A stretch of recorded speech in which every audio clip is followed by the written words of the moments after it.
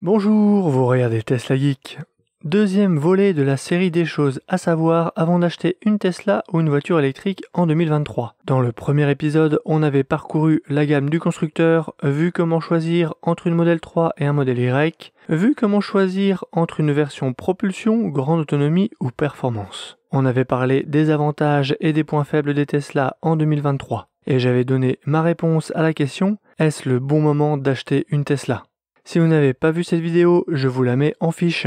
Dans cet épisode, on va parler électricité et énergie. Quoi de plus naturel quand on parle de voiture électrique que de revenir sur les principales notions de la fée électricité. Rassurez-vous, rien de complexe, juste quelques bases. L'objectif de cette vidéo est de vous informer et de vous donner les clés pour bien débuter en électrique. Des informations claires et illustrées qui vont à l'essentiel. N'hésitez pas à partager cette vidéo à ceux que ça peut intéresser. Et si ce type de contenu vous intéresse, n'hésitez pas à vous abonner pour ne pas rater les prochaines vidéos. C'est gratuit et ça aide la chaîne à gagner en visibilité. Installez-vous confortablement, ça commence juste après le jingle.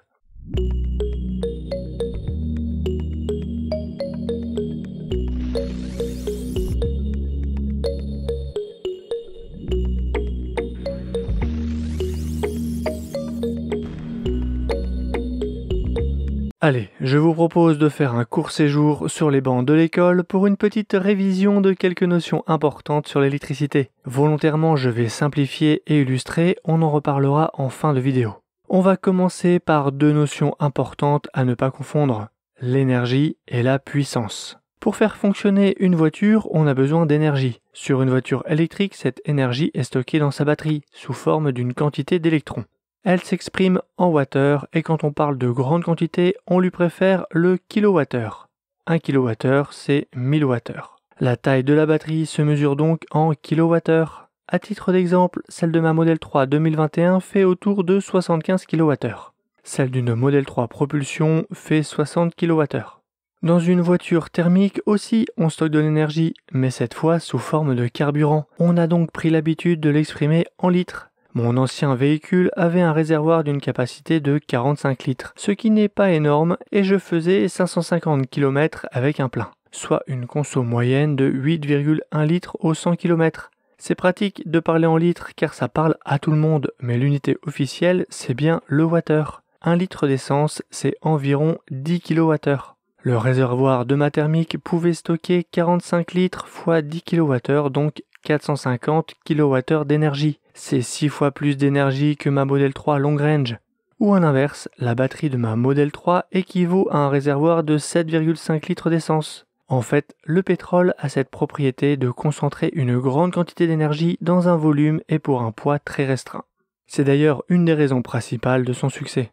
La consommation d'un véhicule est la quantité d'énergie utilisée par kilomètre. On la mesure en wattheures par kilomètre ou en kilowattheures pour 100 km. Mon précédent véhicule consommait 8,1 litres pour 100 km, je vous l'ai déjà dit, donc 81 kWh pour 100 km. Quand ma Model 3, elle, consomme 17 kWh pour 100 km. Mon ancienne thermique consomme donc presque 5 fois plus d'énergie que ma Tesla, alors que la Tesla est plus lourde et plus puissante.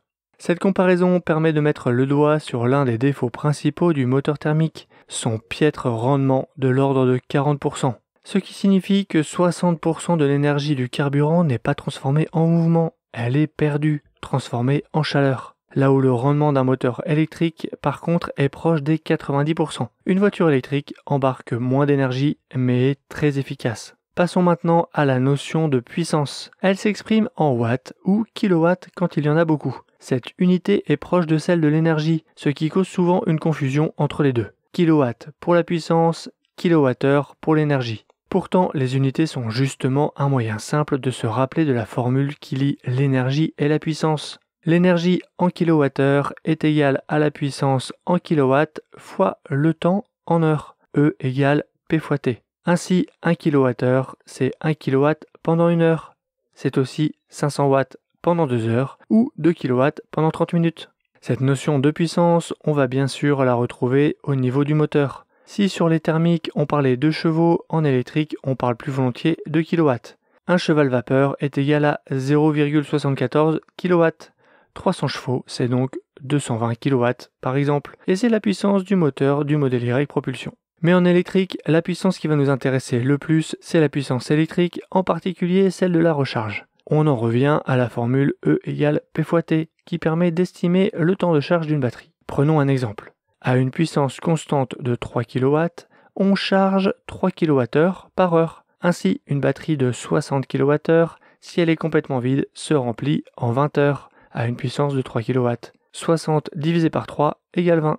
Vous voyez, c'est plus simple qu'il n'y paraît. Et plus on a de puissance, plus le temps nécessaire pour charger diminue.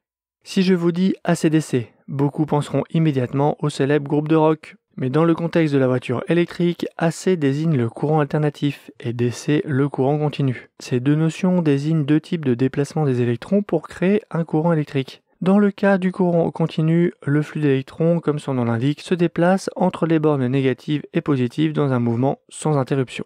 Dans le courant alternatif, ce flux d'électrons effectue un très léger mouvement de va-et-vient, créant une oscillation. Avec ces deux types de courants, on a donc deux façons de charger un véhicule électrique, en courant alternatif AC, souvent pour une charge lente, et en courant continu DC pour de la charge rapide. Aujourd'hui, la très grande majorité des voitures électriques acceptent les deux, de série ou en option. Le courant alternatif est ce qu'on trouve dans une prise domestique, sur une prise renforcée, dans une borne domestique et sur les bornes publiques. Donc c'est celui qu'on utilise le plus souvent, celui du quotidien. Certaines voitures, comme les Renault, acceptent jusqu'à 22 kW de puissance, mais la plupart des voitures se limitent à 11 kW en courant alternatif. C'est notamment le cas des modèles 3 et modèle Y. Pour voyager sur de grandes distances et recharger plus vite, il y a le courant continu que l'on trouve sur des bornes de recharge rapide comme les superchargeurs Tesla. Là, les puissances de recharge s'envolent, puisque les bornes les plus puissantes délivrent aujourd'hui jusqu'à 350 kW, et les meilleures voitures électriques dans ce domaine atteignent des pics de 260 kW. En courant continu, la borne alimente directement la batterie, ce qui explique les puissances élevées, alors qu'en courant alternatif, c'est le chargeur embarqué de la voiture qui va convertir le courant alternatif en courant continu pour le stocker dans la batterie. Les Tesla Propulsion acceptent jusqu'à 170 kW en courant continu, et les grandes autonomies et performances acceptent jusqu'à 250 kW. Allez, on repart pour un petit cours d'électricité. La puissance P d'un appareil électrique est égale au produit de la tension U entre ses bornes par l'intensité I du courant qui le traverse. P égale U fois I. En France, en courant alternatif, la tension de l'électricité est autour de 230 volts. Un appareil tel qu'une borne de recharge monophasée parcourue par un courant d'une intensité de 32 ampères produit une puissance de 230 volts fois 32 ampères, soit environ 7400 watts. Autrement dit, 7,4 kW. La batterie de ma Model 3 de 75 kWh se recharge donc sur une borne 7,4 kW en environ 10 heures. Elle gagne 10% par heure de charge.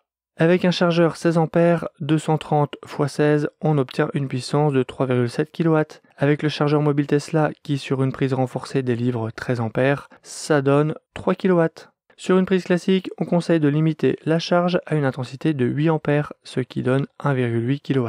La plupart des gens sont en monophasé chez eux. Pour obtenir des puissances plus élevées en courant alternatif, il faut passer du monophasé au triphasé. Arrêtons-nous sur cette notion. En monophasé, il y a 3 fils. Une terre, un neutre et une seule phase, d'où son nom. En triphasé, il y a 5 fils, une terre, un neutre, mais 3 phases. Grâce aux 3 phases, on va pouvoir faire passer 3 fois plus de courant. La tension de chaque phase est toujours de 230 volts. Si on fait passer 16 ampères dans chaque phase, on obtient 230 x 16 x 3, 11 kW. C'est le max accepté par nos Tesla Model 3 et Model Y en courant alternatif. En faisant passer 32 ampères dans chaque phase, on obtient 230 x 32 x 3, c'est-à-dire 22 kW. C'est le max de certaines Zoé en courant alternatif. L'électricité, on l'utilise tous les jours avec nos appareils du quotidien, sans y porter une attention particulière. On oublie que l'électricité peut être dangereuse. La puissance appelée pour recharger une voiture est bien plus élevée que la plupart des appareils, mais surtout, elle est continue pendant plusieurs heures. Ne branchez pas votre voiture sur n'importe quelle prise électrique. Faites installer une prise dédiée sur un circuit dédié avec une protection adaptée et un câble de section adapté à la puissance du dispositif et à la longueur du câble. Il y a des normes, je vous conseille de les suivre. Si jamais vous devez vous brancher sur une prise que vous ne connaissez pas, baissez l'intensité de recharge à 8 A. La leçon d'électricité est terminée. On aura vu l'énergie, la puissance, les deux sortes de courants alternatifs et continus et les deux sortes d'installations monophasées et triphasées. Ces notions sont importantes et permettent notamment de calculer plusieurs choses. Le temps de charge à une puissance donnée, la quantité d'énergie rechargée à une puissance donnée sur une durée donnée, par exemple une nuit de 10 heures, le coût de cette recharge car le tarif est très souvent donné par kilowattheure, que ce soit chez soi avec son abonnement électrique ou sur une borne publique. Au tarif de 20 centimes d'euros le kilowattheure, faire le plein de ma Model 3 coûte 75 kWh fois 0,20 soit 15 euros. Pour ne pas compliquer cette vidéo, j'ai simplifié ou arrondi certaines notions. J'espère que les plus experts d'entre vous ne m'en tiendront par rigueur. Cette vidéo se veut être une initiation.